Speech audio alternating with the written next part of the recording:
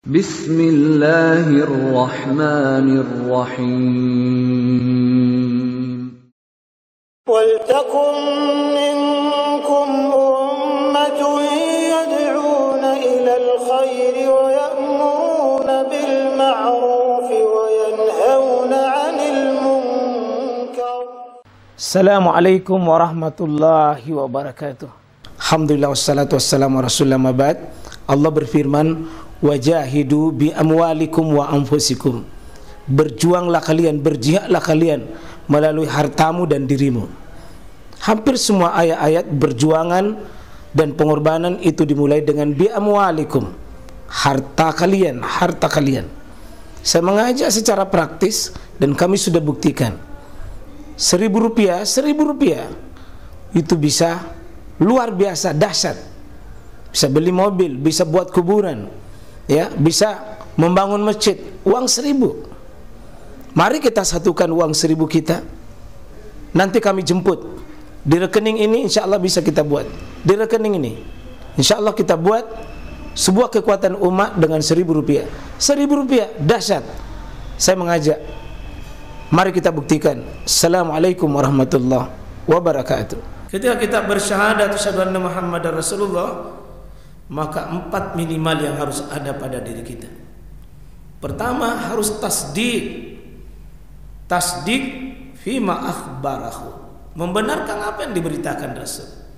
Yang kedua, ta'atu fima amarahu, mentaati perintahnya. Yang kedua, ijtinabu mana'an, menjauhi larangannya. Dan ada yang keempat, banyak orang tidak lulus di sini.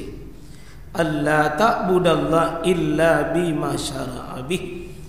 Jangan sekali-sekali beribadah atas nama Allah tapi tidak di atas syariatnya Nabi sallallahu alaihi wasallam. Nah, kita dalam sholat berjamaah itu sudah ada aturan-aturan yang kami sudah sampaikan beberapa kali pertemuan dalam sholat berjamaah kaum muslimin, di mana kita ada ikatan antara imam dengan makmum. Ada ikatan imam dengan makmum. Tugas kita ikut sama imam. Innama ju'ilal imam liyutamma bih. Imam itu diikuti, diangkat untuk diikuti. Ya, tentu ada syarat dan ketentuannya itu.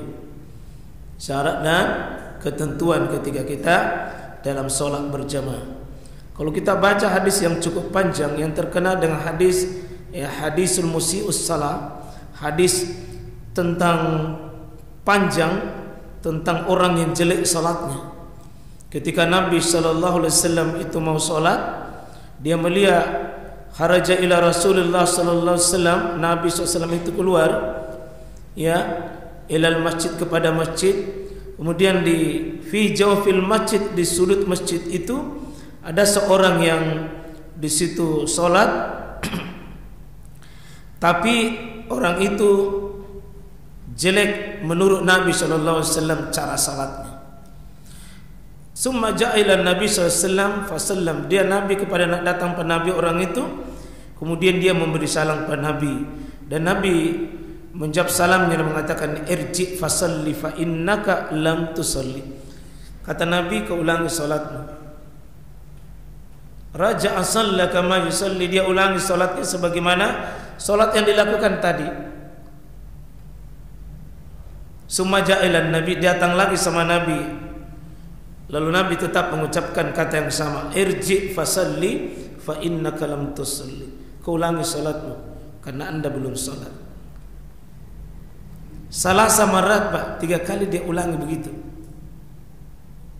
3 kali disuruh ulangi salatnya, sampai orang itu mengatakan, wallahi ya Rasulullah, ma usina alaik, saya tidak bisa lebih baik daripada yang kita lakukan, yang kita lihat tadi ya Rasul. Seorang orang mengatakan, ampun ma ya Rasul. Dia bila mengatakan begini, alimni ya Rasulullah, ajarkan saya tentang salatku ya Rasul sebagaimana yang Nabi lihat. Disitulah Nabi keluarkan hadis yang mengatakan, idza kumta ila shalah, apabila kalian mau berdiri untuk salat, fastaqbil kiblat, sesudah kau sempurna menghadap kiblat. Kemudian Nabi mengatakan dengan sebuah ucapan, Summa fakabbir, kemudian kamu bertakbir. Berarti jamaah sekalian, ketika kita berdiri dalam sholat, hakikatnya tidak ada ucapan permanen sebelum takbir. Kalau ada di antara jamaah yang bisa mendatangkan ucapan itu sebelum takbir, maka saya akan kasih hadiah. Apa ucapan Nabi? Apa ucapan yang pernah rekomendasi sebelum takbir? Maka hakikatnya Pak tidak ada. Jadi begitu kita berdiri untuk sholat, yang disuruh kata Nabi SAW, fastaqbil kiblat. Cukup kau berusaha menghadap ke kiblat. Sesudah kau menghadap ke kiblat dengan bagus, kakimu sudah menghadap kiblat, fisikmu sudah menghadap kiblat, maka summa, kemudian kamu fakabbir, maka bertakbirlah. Ya, tidak ada ucapan sebelum takbir. Kalau ada, silakan Pak datangkan dalil yang bisa mendapatkan kita pahala di sisi Allah Subhanahu wa taala. Karena manusia terbaik adalah Rasulullah SAW dan beliau tidak mengajarkan. Contoh, ada sebagian bapak yang sering saya dengar baca taus, baca basmalah. Taus itu Pak bagus, tapi dia tempatnya sesudah membaca doa iftitah. Sudah membaca doa iftitah itu bagus kita membaca taus. Tausnya itu ada banyak variasi. Bisa misalnya auzubillahi minasyaitonirrajim, bisa juga auzubillahi samil alim minasyaitonirrajim, bisa juga auzubillahi minasyaitonirrajim min nafki wa nafthihi wa nafthihi. Bisa kalimat itu kita ucapkan. Intinya taus itu pada saat dibaca menjelang baca Fatihah. Kalau mau baca Fatihah itu Pak, disunnahkan baca taus. Baik solatnya sir, duhur, asar tetap baca taus, maupun baca solat maghrib, isya, subuh dan solat yang dijaharkan, sebelum baca bismillah hendaknya kata Al-Quran auzubillahi minasyaitonirrajim wa idza qara'tal Quran fasta'id billah. Apabila engkau baca Quran, maka engkau hendaknya dahulu dengan baca taus. Taus itu bukan pada saat mau takbir, kecuali mengalami gangguan pada saat mau takbir. Nah, ada gangguan Pak, banyak, maka ini masuk dalam kategori minta pertolongan untuk tidak menghadapi gangguan itu. Tapi ini tidak mungkin terus menerus. Masa setiap mau sholat takbir, setiap mau takbir selalu baca taus, apalagi diiringi dengan baca basmalah? Tidak.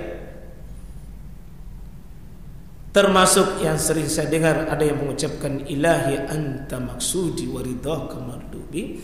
Bagus maksudnya, tetapi silakan tunjukkan dalilnya kalau ada yang bisa dapatkan itu.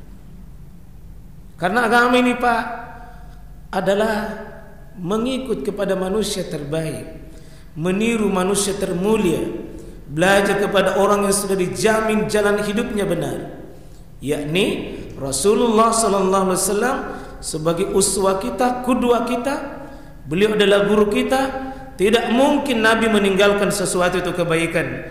Kalau beliau melihat ada kebaikan, tidak mungkin Nabi tidak mengajarkan kita. Tidak mungkin Nabi meninggalkan itu.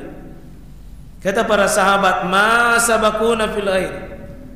Tidak mungkin ada yang melombai kami, kata para sahabat. Kalau itu kebaikan, pasti kami duluan mengamalkannya. Ya, karena itu ucapan-ucapan seperti itu jemaah sekalian, kita hadirkan saja dalam hati bahwa ya kita mencari ilahi anta maksudi, engkau ya Allah yang saya maksud, waridhaka maqdur, ridhomu yang saya cari. Betul, tapi tidak usah bil lisan, cukup dihadirkan di hati kita bahwa setiap ibadah ujungnya Pak ridho Allah Subhanahu wa taala. Tapi jangan dibunyikan apalagi dituntunkan. Cukup bagi kita hadirkan bahwa yang saya maksud ibadahku ini Allah, dan yang saya cari adalah ridhonya Allah Subhanahu wa taala.